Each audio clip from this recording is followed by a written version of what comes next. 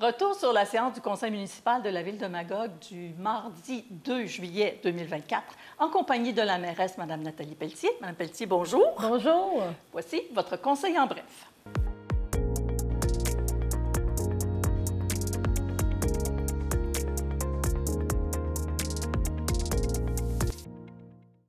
Le premier point qu'on aborde à l'émission aujourd'hui, Mme Pelletier, c'est le point 3, présentation du rapport annuel 2023 du service de sécurité incendie et de l'Organisation municipale de la sécurité civile de la ville de Magog. Alors, les deux travaillent ensemble, c'est ce que je comprends, mais qu'est-ce que ça comprend exactement, ce rapport-là de 2023?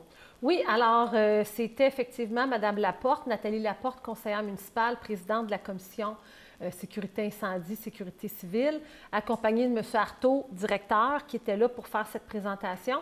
Alors, tout ça, c'est géré par le service des incendies, qui est tout ce qui est intervention, prévention, les brigadiers et la sécurité civile. Alors, ça fait pas mal de choses, ça. Est-ce qu'on peut comparer par rapport à... Parce que là, c'est toute l'année 2023. Je comprends, oui. Du 1er janvier au 31 décembre.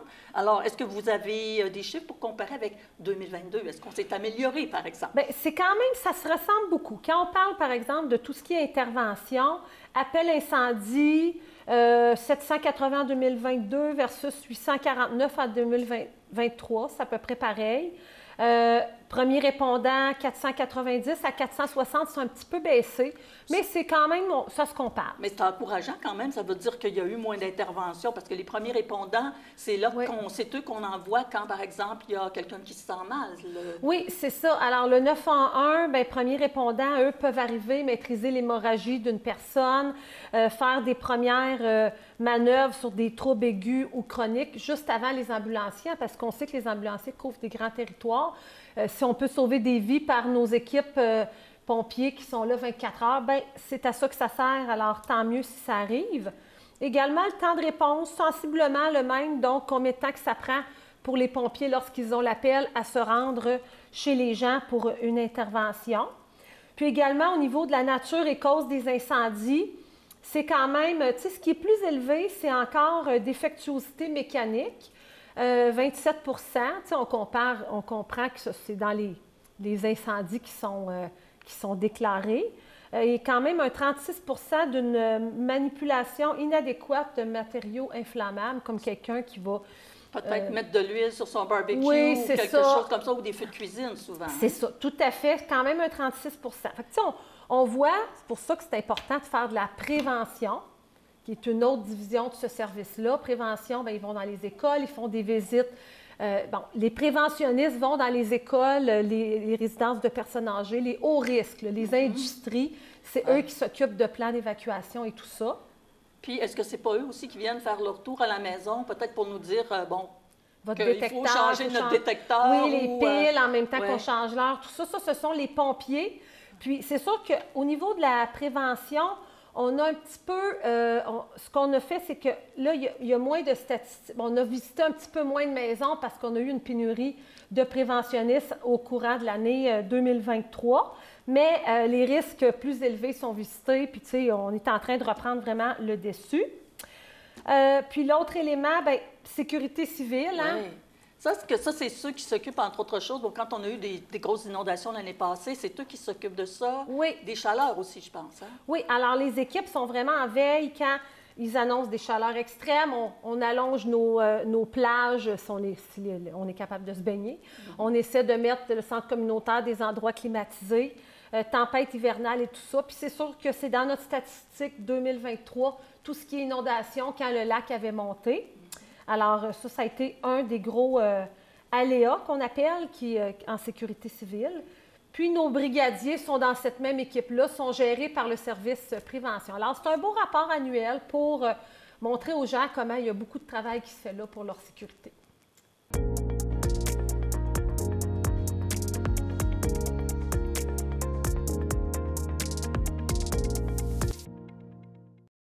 On passe au deuxième point qu'on aborde aujourd'hui, c'est la présentation concernant la gestion du niveau du lac Memphremagog. On sait que l'année passée, ça a été du sport, si on peut dire, parce Oui. que ça a été une année incroyable avec des grosses précipitations.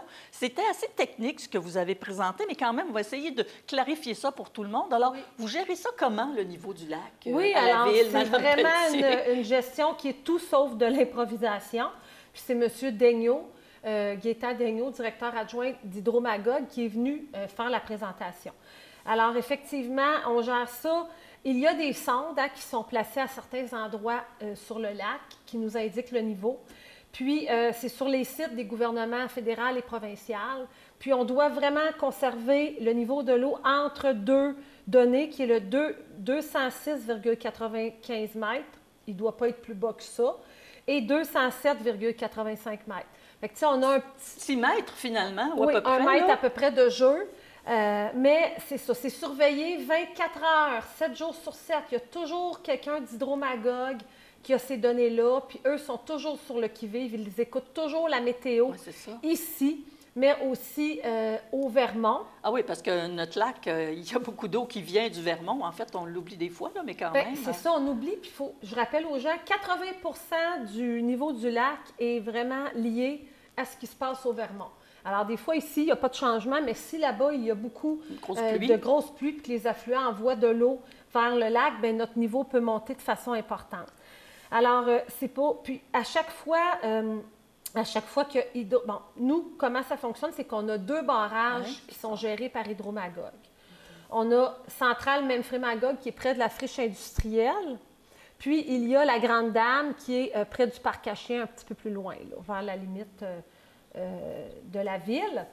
Ce qui fait, puis c'est vraiment la centrale Memphremagog, on est propriétaire avec Sherbrooke et Magog, on est les 2 villes propriétaires de ce barrage-là, mais c'est Hydro-Magog qui le gère.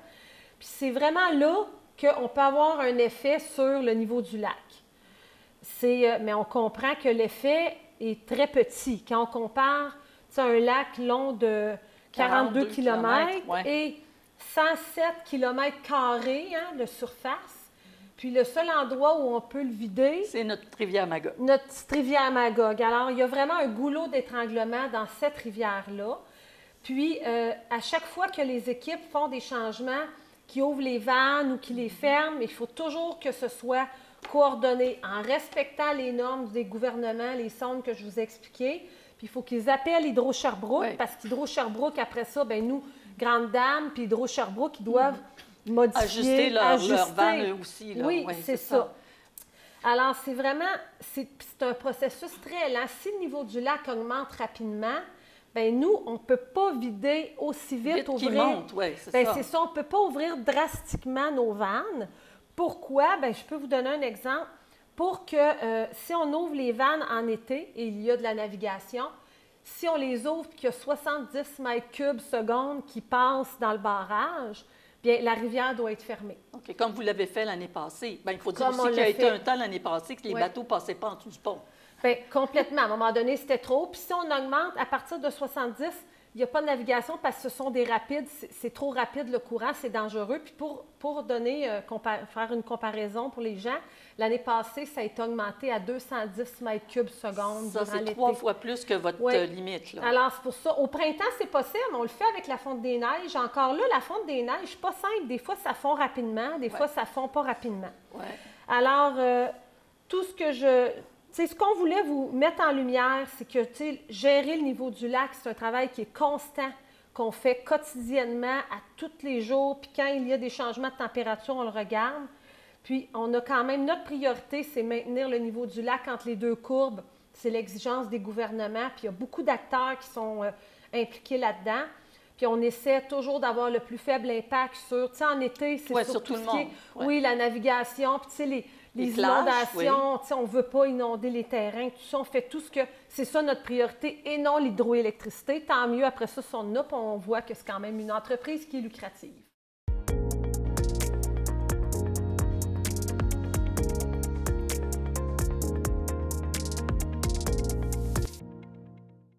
Alors, le dernier survol qu'on fait du retour sur notre conseil d'hier, Mme Pelletier, c'est le point 6.1 et 6.2. On va y aller d'abord à 6.1, qui était octroi d'une subvention à Usinage Préciax Incorporé, une jeune entreprise de notre parc industriel. Alors, qu'est-ce qu'ils font exactement? Alors, ce qu'ils font, c'est qu'ils font de l'usinage de pièces complexes, haute précision, en différents matériaux pour la fabrication de moules, de poinçons matrices, de prototypage, de robotique, d'automatisation et d'aéronautique. Ils sont situés sur la rue Louis Fauché. Il y a eu quand même un investissement de 900 000 C'est un petit coup de main de 5 000 qu'on leur donne pour les encourager. Parfait. Et puis le point 6.2, alors là, ça c'est quand même pas une jeune entreprise. Le Vieux Clocher de Magog, qui date de 1982 Inc., mais en fait, qui fête cette année ses 50 ans. 50 ans avec une foule de spectacles, il y a beaucoup de choses qui s'en viennent. Donc, vous avez décidé de bonifier, dans le fond, la subvention que vous leur faites annuellement. Oui, on leur donnait déjà 15 000 par année, 2023, 2024, 2025. Puis, on leur donne un 15 000 cette année particulièrement parce qu'on reconnaît le rayonnement de cette institution qui fait rayonner Magog. Il va y avoir une programmation spéciale d'artistes qui ont marqué les différentes époques justement du Vieux Clocher.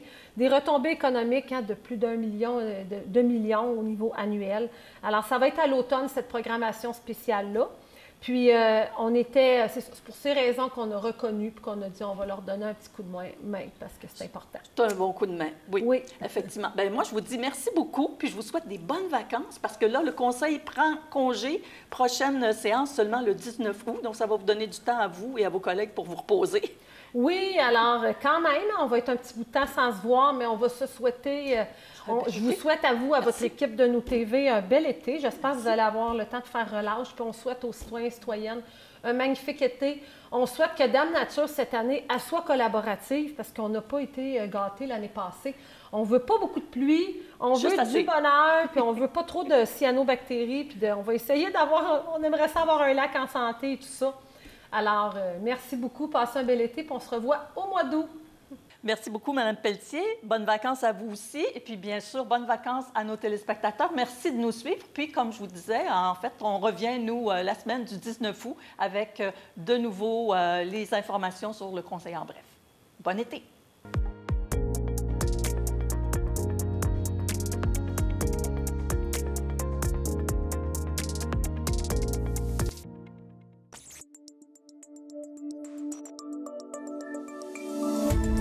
Cette émission d'Accès est appuyée par Cogeco et est rendue possible grâce à la collaboration de la communauté avec Nous TV.